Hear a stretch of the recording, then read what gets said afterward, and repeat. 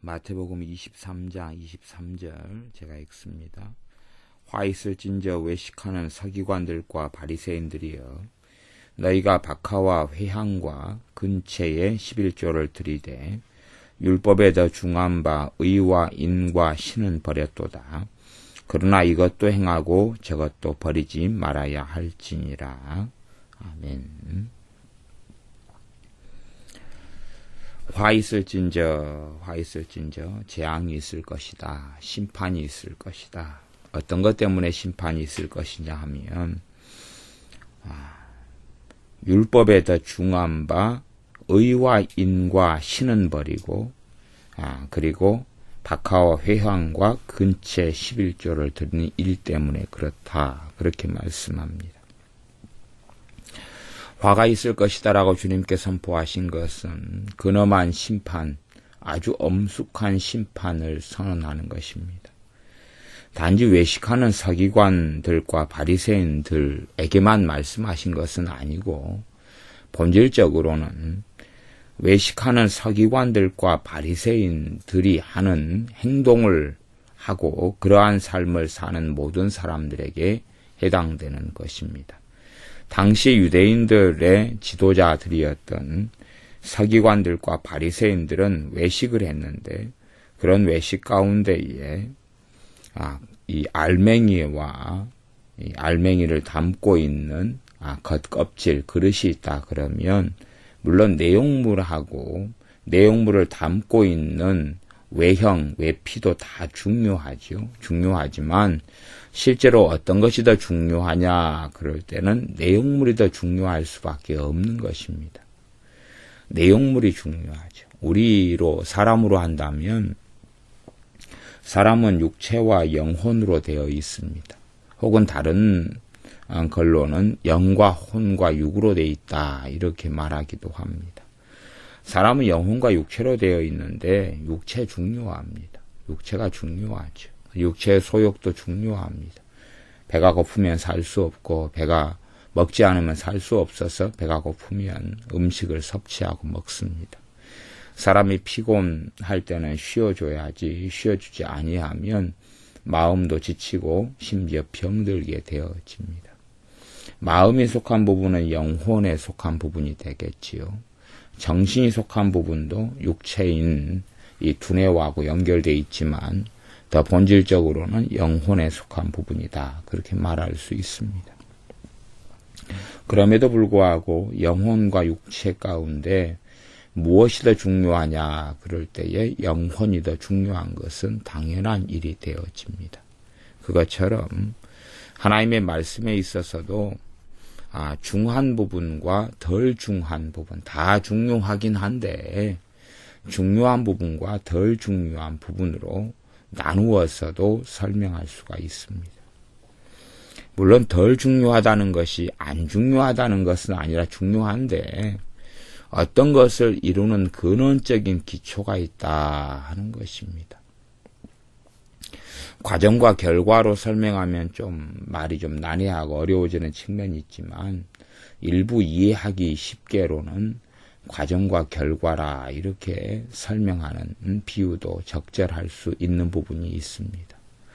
사람들은 결과만 치중하고 결과만 얻을 수 있다면 과정이란 어떻게 되어도 상관이 없다 그렇게 생각하는 경향성을 가지고 있습니다. 그러나 하나님 앞에서 삶은 결과도 중요하지만 결과보다 더 중요한 것은 사실은 과정이다 그렇게 말할 수 있습니다. 어떠한 결과물을 얻기 위해서 그 과정이 어떠했느냐 둘 다 중요합니다. 과정도 중요하고 결과도 중요합니다. 그러나 결과가 잘못되었다 해서 과정 자체를 부정할 수도 없는 것이지만 결과가 아무리 좋다 해서 과정이 잘못되었다면 그 결과는 전능하신 하나님 앞에서는 부정당하고 말 것입니다. 그러한 것처럼 하나님의 말씀의 부분에도 이 본질적인 부분들과 요소들이 있다 그런 것입니다. 본질적인 부분과 요소들이 있습니다. 본질적인 부분을 제거해 놓고 그런 다음에 어떤 결과론적인 부분들만 가지고 이야기하고 그것들만을 주장할 때에 그것을 우리는 일반적으로 무엇이라고 정의 내리냐 그러면 율법주의다 그렇게 정의 내립니다. 율법주의. 하나님의 말씀, 특별히 구약은 많은 율법이 있습니다. 그러나 그 율법이 나오게 된 근본적인 이유와 근본적인 원인, 근본적인 동기가 있고 동력원이 있습니다. 그걸 주님께서는 율법에 더 중한 바 의와 인과 신이다 그렇게 말씀합니다. 율법을 이루게 되는 근간이다 그 말이죠. 의와 인과 신. 이 세 개가 이 세 가지가 율법의 근간을 이루는 것 중에 속하게 됩니다. 의라는 것은 당연히 우리가 알지만 공의, 정의 그렇게 말하는 것이고 인이다 그 말은 일반적으로 영어 성경에서는 mercy 그렇게 번역되어 있는 긍휼과 자비 그렇게 말하기도 합니다. 인이라는 것은 긍휼과 자비 혹은 이 긍휼과 자비는 사랑으로서 표현되기도 합니다. 혹은 인자다 이렇게 말해지기도 하는 부분이 됩니다. 그리고 신은 믿음이죠. 믿음 혹은 신의, 신실함, 성실함, 충실함 이런 것들이 포함되는 포괄적인 단어가 신이라 이런 단어입니다.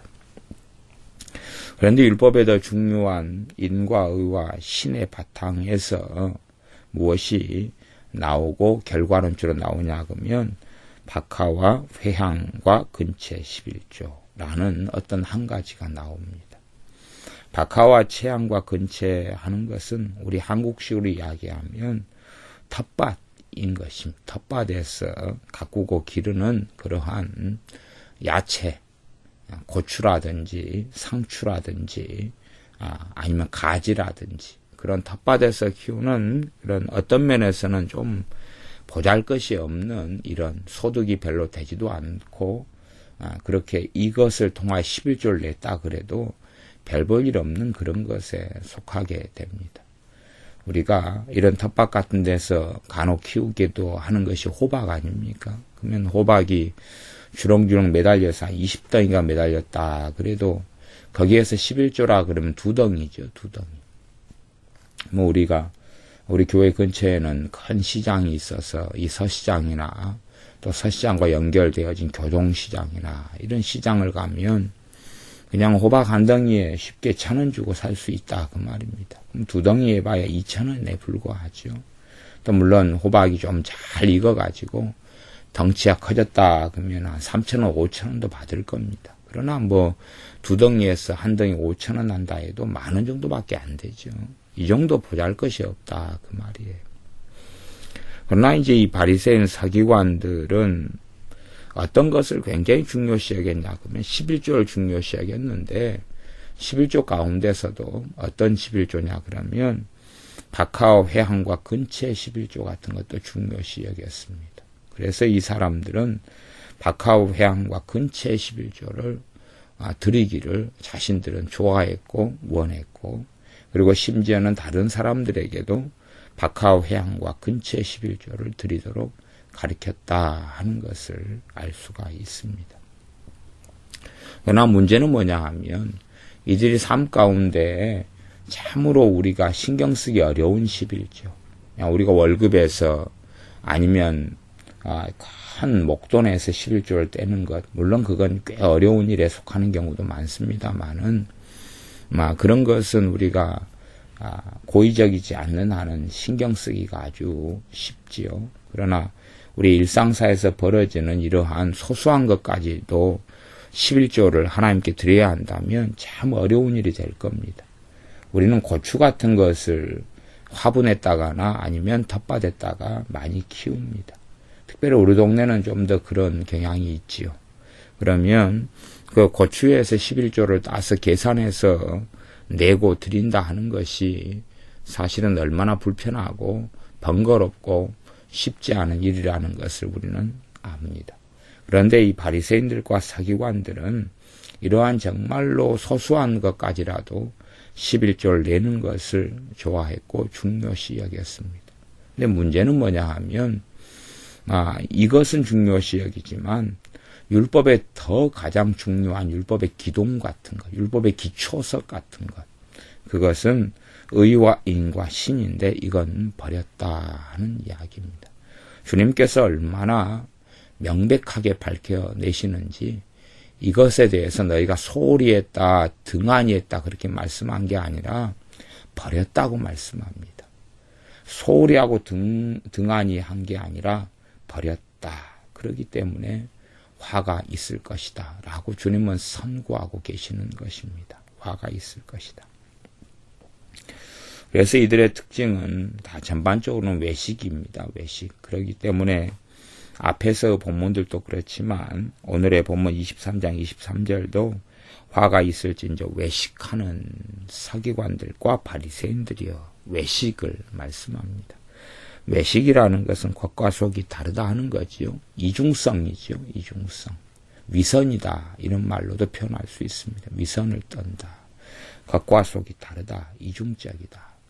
물론 주님의 선고를 들었던 서기관들과 바리새인들은 자신들의 외식을 인정하지 않았을 수가 있고 나아가서 자신들은 전혀 외식하지 않고 산다고 생각했기가 쉬울 것입니다.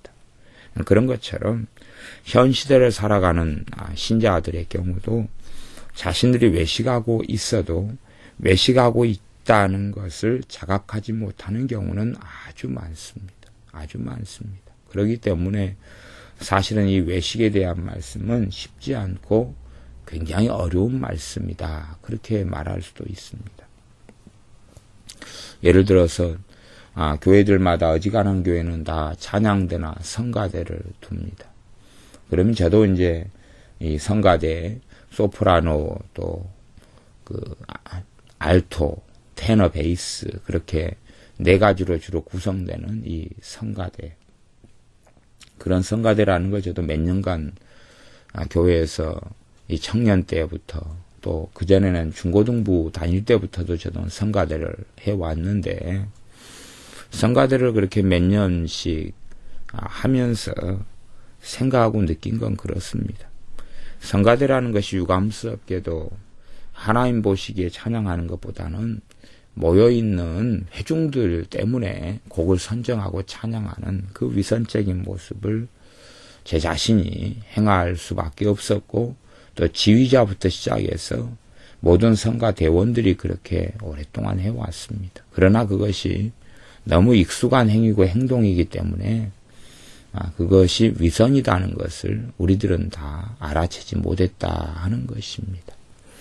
성가대 지휘자 같은 경우는 실력이 있는 음대 출신일수록 그렇게 앞에서 자주 말했습니다. 어떻게 말했냐 그러면 자신들이 그냥 단지 찬송가만 이렇게 그것만 소프라노, 알토, 테너, 베이스로 따라 부르면 교인들은 좀 은혜가 되고 좋을지 모르는데 자신들의 격이 떨어지기 때문에 이것을 편곡을 해야 된다 하는 이야기를 듣습니다. 그래서 편곡을 자주 했고 편곡을 하게 되면 전혀 보통 성도님들이 교회에서 예배 때 부르는 찬송가하고는 다른 곡이 되지요.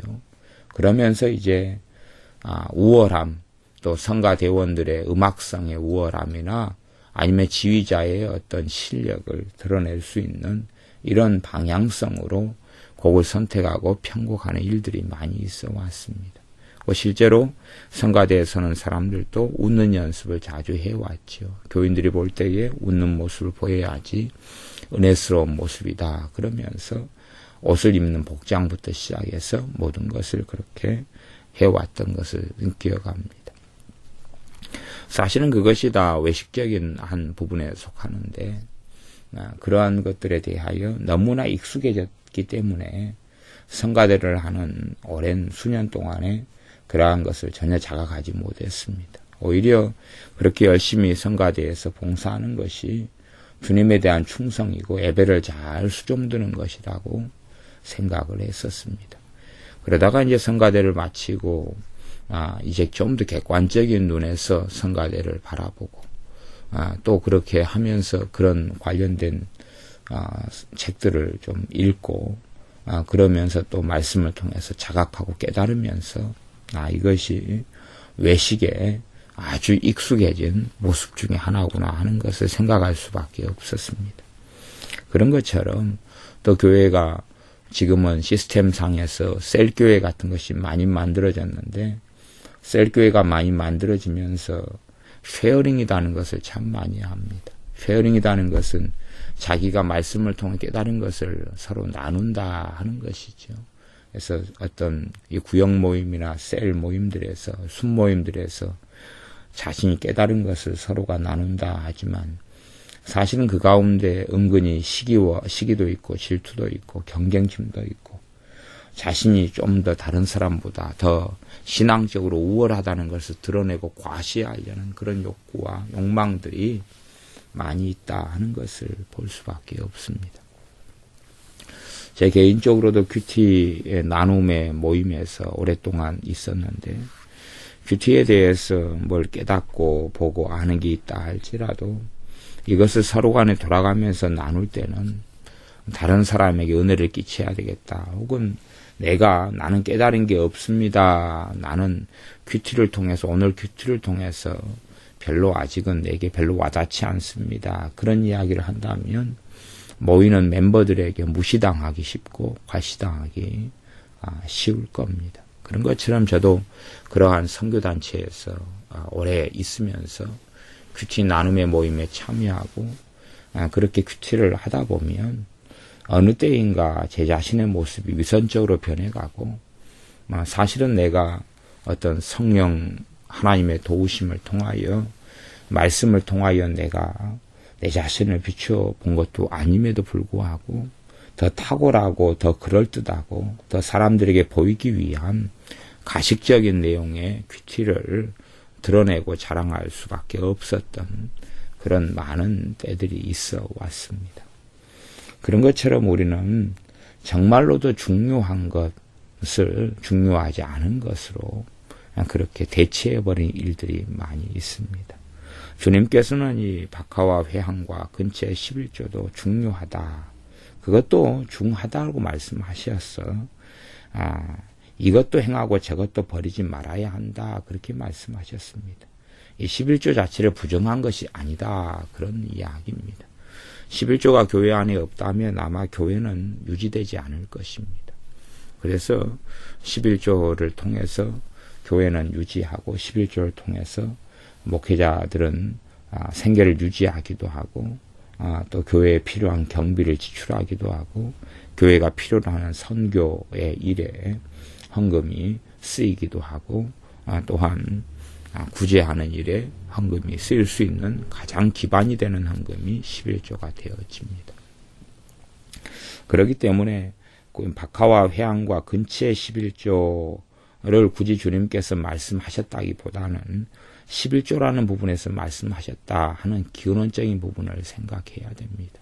이러한 텃밭에서 나는 것까지 11조를 말씀하셨다기보다는 11조 부분에 있어서 버리지 않아야 한다라고 말씀하셨다는 근본적인 것을 우리는 살펴볼 수가 있습니다. 그런데 율법에는 더 중요한 것이 있다 말씀하시는 겁니다. 그것이 의와 인과 신이다. 그런 바탕 가운데서 나온 것이 11조라는 것입니다.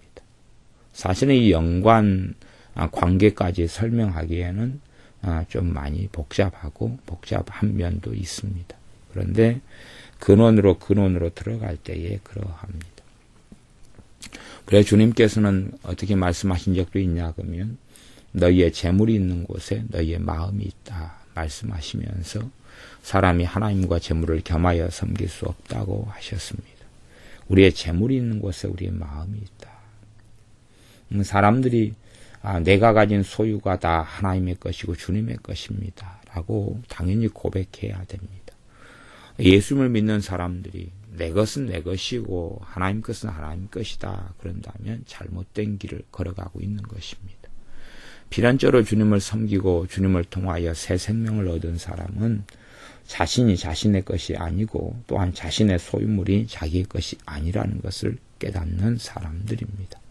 믿음의 성장함에 따라 더 구구절절히 자신의 소유물이 자신의 것이 아니라 주님의 것이라는 것을 깨닫는 사람이 되어져야 마땅합니다.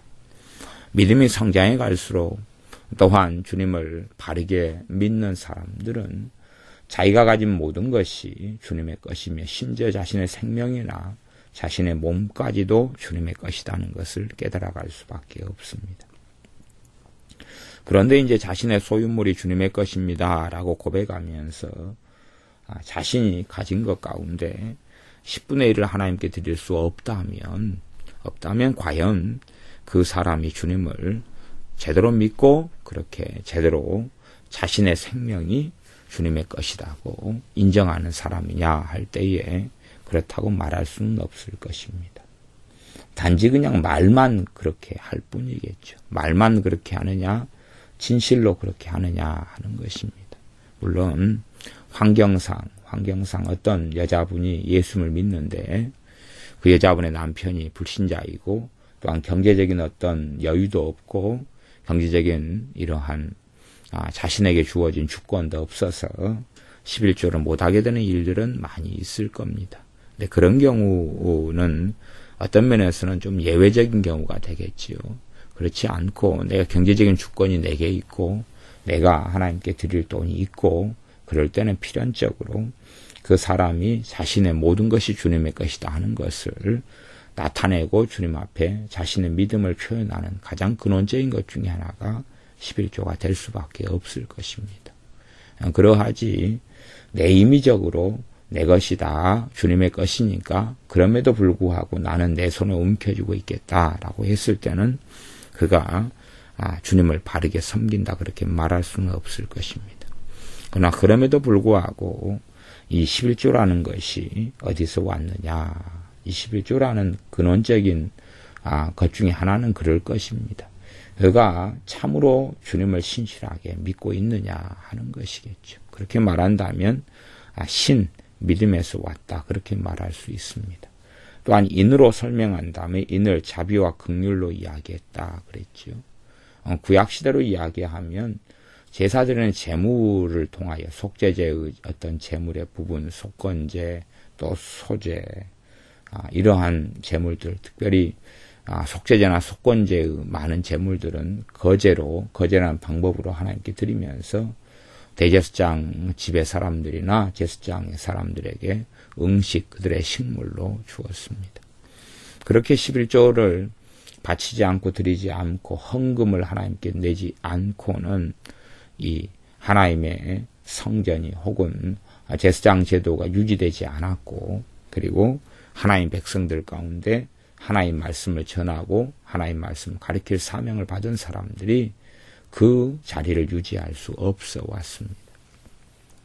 느헤미야 때에 예루살렘 성벽을 중건하고 그리고 종교 개혁을 일으켰는데 느헤미야가 다시금 자신의 왕 앞에 돌아갔던 어떤 때에 예루살렘에서 벌어졌던 일 중에 하나가 그들의 11조를 바치지 않았기 때문에 제사장들이 먹고 살 것이 없어서 오히려 그 제사장직을 벗어버리고 생활 전선으로 뛰어들어갔던 일이 있었습니다. 그때 느헤미야가 다시 돌아와서 그런 상황을 보고 심하게 책망하고 다시금 정상적으로 돌렸던 것을 우리는 성경을 통해 볼 수가 있습니다. 그것처럼 어떤 면에서는 우리가 11조를 내는 것 자체가 근원적으로는 이런 주의 종들에 대한 긍휼과 자비가 될 수도 있을 것입니다.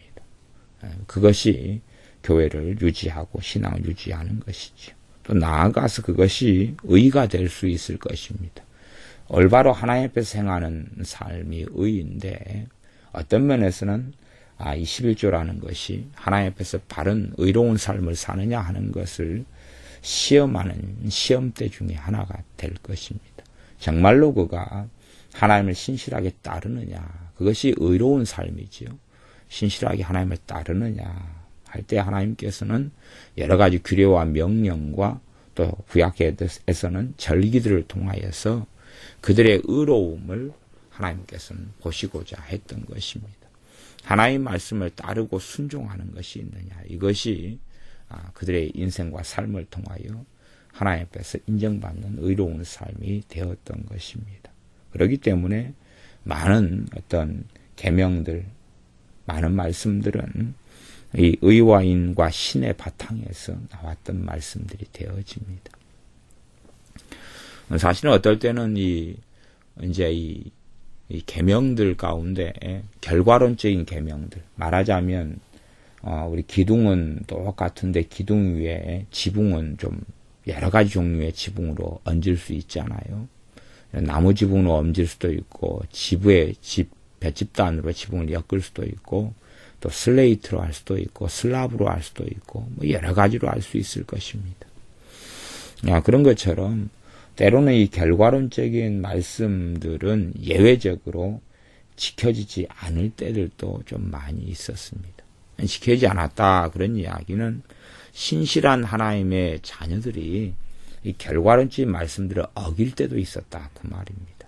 그것에 대해서 주님께서는 이 진설병 제사장들만 먹는 떡에 대하여 다윗이 그것을 먹었다. 그리고 제사장이 그 계명을 잘하는 제사장이 배가 고픈 굶주린 다윗과 함께한 병사들에게 제사장 자신들만이 먹는 떡을 주었다. 그것이 죄가 아니었다라고 주님께서 말씀하셨습니다. 어떤 면에서 율법에서는 이 진설병 떡은 제사장만 먹어라 그랬다 그 말이에요. 그러나 그 계명은 어디에서 출발하냐 그러면 그냥 요 23장 23절의 말씀으로만 제가 설명한다면 의와 인과 신에서 오는 계명이다 그 말이에요. 이 진설병을 제사장에게 돌렸을 때는 그것을 통하여 먹고 살라는 것입니다. 그런데 이제 다윗과 그의 병사들처럼 굶주려서 지쳐서 쓰러지는 사람들이 있을 때에 그때는 의와 인과 신에 대한 계명이 어떻게 되겠느냐 하는 것입니다. 그 제사장이 가지고 있는 진설병떡, 제사장이 줄 것은 그거밖에 없고 자신은 먹을 게 없어 지쳐 쓰러지는 상황이 아니었고 그렇기 때문에 그는 하나님 말씀을 누구보다 잘 알고 있는 제사장이 그것을 어기면서 다윗과 그와 함께한 사람들에게 주었을 때에 하나님은 그것을 죄라 보지 아니하셨다 그 말입니다. 전에 아론의 두 아들이 다른 불을 하나님께 드리다가 하나님께로부터 불이 나와서 죽음을 당한 일이 있습니다. 그때에 이제 아론이 제사를 지내게 되었는데 제사를 속죄제인가 지내게 되었는데 그때에 속죄제를 드릴 때는 번제하고는 다르게 제사장들이 먹을 음식들을 남겨놨다가 그것은 먹어야 됐던 것입니다. 그런데 번제처럼 싹 아론이 태워버렸습니다. 그것 때문에 모세가 아주 성질이 나서 당신의 아들들이 하나님께 잘못된 일을 하다가 죽임을 당했는데 당신까지도 왜 속죄제 제물을 먹어야지 그걸 불을 태워 버렸느냐고 아론을 크게 책망했습니다. 왜냐하면 율법에서는 속죄제 제물은 먹었어야 했기 때문에 그렇습니다. 그때에 아론이 그렇게 말합니다. 우리가 내 아들들이 이렇게 잘못했는데 우리가 무슨 염치로 우리가 음식을 먹으면서 즐길 수 있단 말입니까? 우리가 하나님 앞에 염치가 없기 때문에 우리가 이 음식을 불을 태워서 우리 자신이 하나님 앞에서 더 낮아지고 겸비해지고 우리가 하나님 앞에서 더 엎드려 있겠다 하는 의사를 표현했던 것을 우리가 성경을 통해서 봅니다. 그러한 하나님 앞에서 자신의 자식들이 잘못해서 범죄하여 죽었기 때문에 하나님 앞에서 송구스러워서 음식을 먹기보다는 불을 태웠다 하는 이야기를 모세가 들은 다음에 그것에 대하여 다시 책망하지 않고 그 형 아론의 말을 인정해 주었습니다. 다시 이야기하면 성경의 율법적인 조항들이 가장 더 근원적인 말씀들, 인과 의와 신에 대한 말씀들. 그래서 안식일에 대한 논쟁도 이 의와 인과 신을 버린 바리새인과 서기관들은 전혀 이해하지 못했다는 것을 알 수가 있습니다. 주님께서는 안식일에 이런 사람의 구덩이에 빠지면 그것을 건져내지 않는, 그러나 자신의 짐승들이 빠지면 건져내는 이러한 어리석고 악한 행동들을 보셨습니다. 그러면서 정말로 안식일에 대한 계명이 안식일에 일하지 말라는 계명이 어디에서 왔는지를 이해하지 못하고 의와 인과 신을 버려버리는 어리석은 사람들에 대하여 주님은 책망하셨습니다. 그런 것처럼 이 외식하는 서기관들과 바리새인들은 율법의 항목과 조항들 가운데서 율법적인 것들, 규정적인 것들, 그러한 것들을 끄집어 안으면서 더 중요한 것들은 없애버렸다 하는 것입니다. 그렇기 때문에 껍데기만 남은 것이 되고 말았습니다. 껍질만 남은 것이 되고 말았습니다. 우리가 수박이라는 과일을 키웁니다. 밭에서 수박이 채소에 들어가죠. 밭에서 수박을 키웁니다. 그러면 수박을 다 키운 다음에 이제 수박 장수에게 넘겨서 수박을 판다고 생각해 보십시오. 수박을 파는데 수박의 알맹이 빨간 부분은 다 드러내서 버려버립니다. 그 다음에 이제 수박 껍질만 남겨놓습니다. 수박 사는 사람이 수박을 사려고 와서 보았더니 빨간 그 알맹이 속살은 다 버려버리고 껍데기만 놔둔 것을 보고 어떻게 사겠느냐 하는 것입니다. 박이 아니라 수박은 수박 알맹이를 먹으려고 수박을 재배하고 키우지 않습니까? 그런데 수박 껍질만 놔둔 상태에서 어떻게 수박을 팔려고 할 수 있냐 그 말입니다. 그런 것처럼 껍질과 알맹이는 다 중요합니다. 껍질이 없으면 알맹이를 유지하고 보존할 수가 없지요. 수박 껍질이 없이 어떻게 알맹이가 보존되겠습니까? 그러나 수박 껍질은 알맹이를 보존하기 위해서 있는 것이다 그 말입니다. 그런 것인데 어떻게 이 알맹이 더 중요한 알맹이를 버려버리냐 하는 것입니다. 그렇기 때문에 하나는 알맹이와 거기서 나타나는 이러한 껍질의 관계 혹은 내용물과 그를 둘러싼 그릇의 관계 이렇게 비유적으로 설명하였습니다. 율법에 더 중요한 것이 무엇이냐? 그럴 때 주님께서는 의와 인과 신이다 말씀했습니다. 그렇기 때문에 구약에서는 끊임없이 하나님의 의, 하나님의 공의, 또 노아의 의인된 삶, 아브라함의 의, 그 다음에 로마서에서는 믿음으로 얻는 의, 그리고 또한 행함으로 얻는 의가 야고보서 말씀에는 두 가지가 다 같이 나옵니다. 실제적으로 하나님 앞에서 말씀을 준행하고 순종함으로 얻는 의로움과 믿음으로 얻는 의로움 둘 다 있어야 된다고 성경은 말씀하고 있는 것입니다. 물론 어떤 사람이 믿음으로 얻는 의만 있고 실제적으로 주님께 순종하고 살아가는 의가 없다 그럴 때에 그가 진짜 주님을 믿는 사람이냐는 질문에 대해서 성경은 전반적으로 아니다라고 답변하고 있는 것입니다. 믿음으로 의를 얻지만 그러나 나아가서 실제적으로 이제는 주님을 믿는 사람이라면 주님을 따르는 걸음을 해야 되기 때문에 그렇습니다.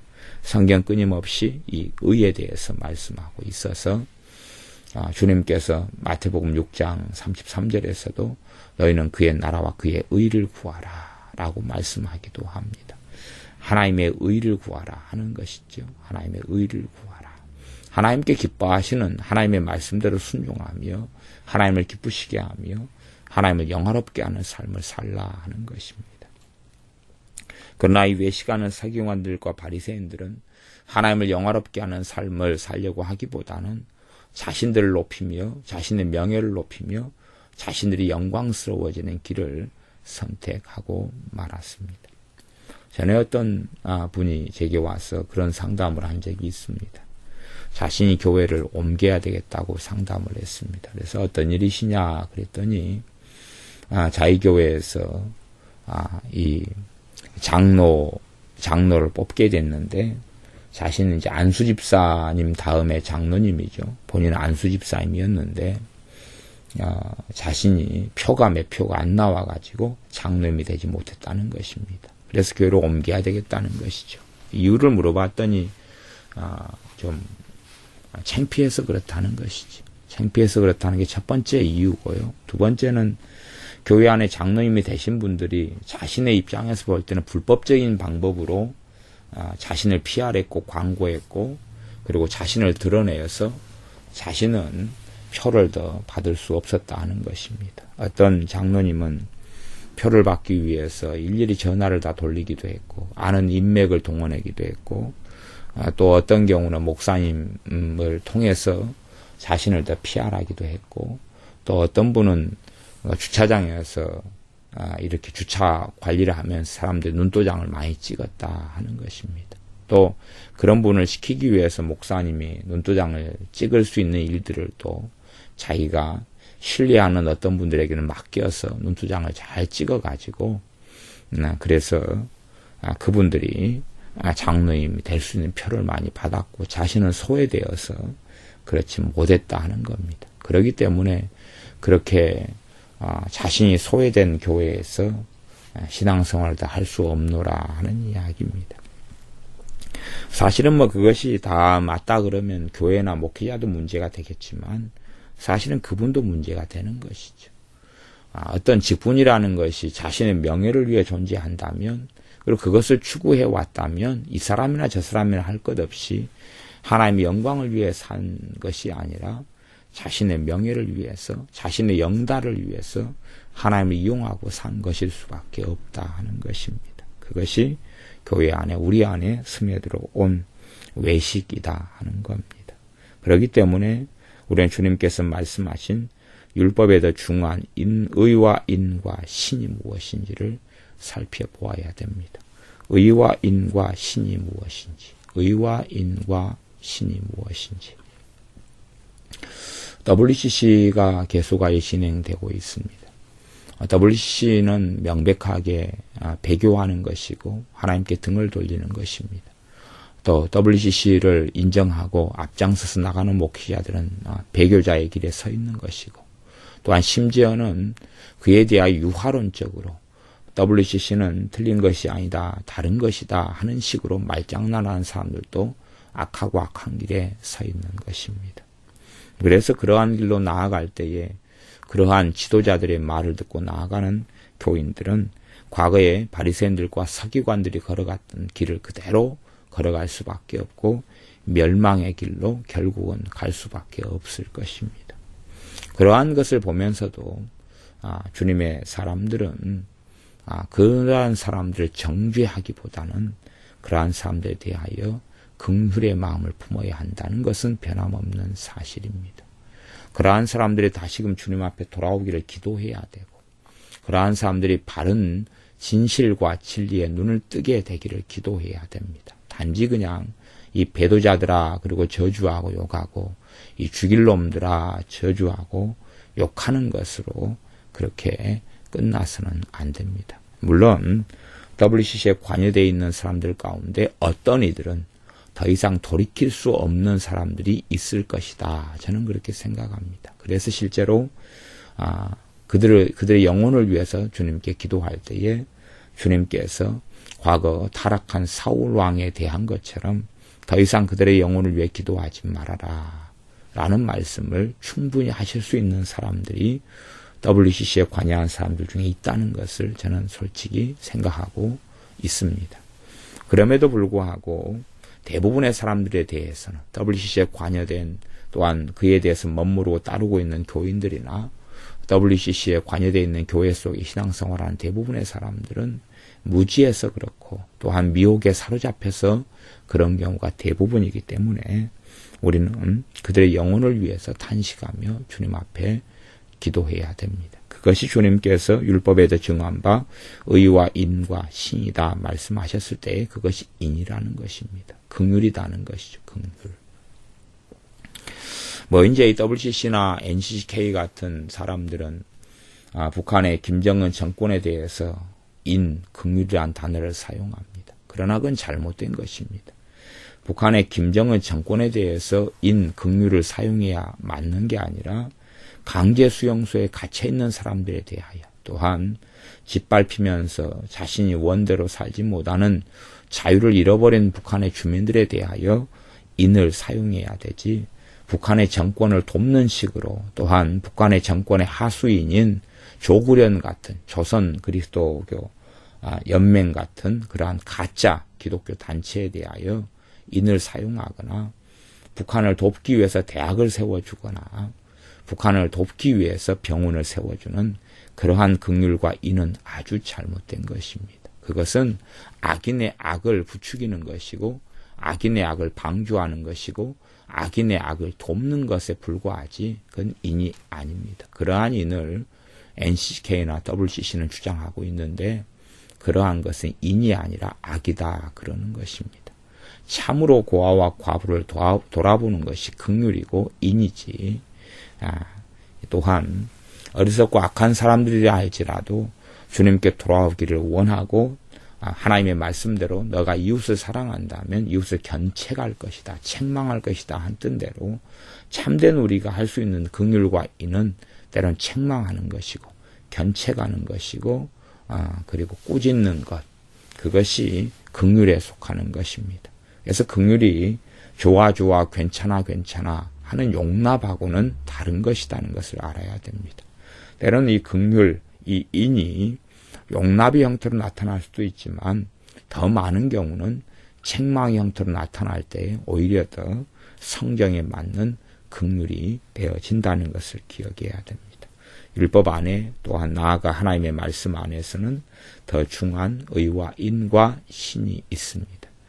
그래서 그러기 때문에 우리가 어떤 이들이 11조를 못 내는 경우를 또 11조를 내지 않는 경우를 접한다 할지라도 그에 대해서 판단하고 정죄하기보다는 그들의 믿음이 더 성장하고 주님을 더 사랑할 수 있도록 돕는 것이고 그런 것이 내가 11조를 한다 해서 내가 내지 않는 사람들에 대해 정죄하는 것이 우리에겐 필요하지 않다 하는 것입니다. 나아가 오히려 그들이 주님의 뜻 안에 은혜 안에 설 수 있도록 중보기도 하고 그들을 섬기고 믿음을 성장시키고 때론 권면하고 오히려 더 중요한 것들 속에 믿음이 아주 굳건히 되어질 때에 자연스럽게 이러한 11조의 열매들이 맺혀가기를 그런 것을 보는 열매로 얻어야지 맞는 것이 될 것입니다. 그것처럼 주님께서도 오늘 말씀하신 것처럼 율법에 더 중요한 바 의와 인과 신을 버리는 바리새인들 서기관들에 대해 책망하셨던 것처럼 우리가 내용물을 버리고 껍질을 취하는 어리석음에 들지도 않아야 되고 하나님 말씀 가운데 정말 중요한 말씀들을 붙잡아서 주님 앞에서 살아나가는 하나님 앞에서 살아나가는 의로운 삶과 긍휼, 자비의 삶과 신실함 또한 믿음의 삶을 우리가 살아나가야 할 것입니다. 기도하겠습니다. 아버지 하나님, 사람에게 보이려고 살아가는 외식하는 삶에서 우리가 벗어나게 하시되 우리 안에 있는 외식들이 하나님의 말씀을 통하여 많이 드러나서 우리의 겉과 속이 다른 삶이 아니라 하나님 앞에서 진심으로 하나님을 섬기며 사랑하는 삶을 살게 은혜를 주시며 도와주시옵소서. 율법에 더 중한 바 의와 인과 신 가운데 우리가 말씀을 붙잡고 살게 하여 주시옵소서. 하나님을 영화롭게 하며 하나님을 기쁘시게 하는 의로운 삶 속에 하나님의 말씀을 순종하며 주님을 사랑하는 의로운 삶 속에 거하게 도와주시옵소서.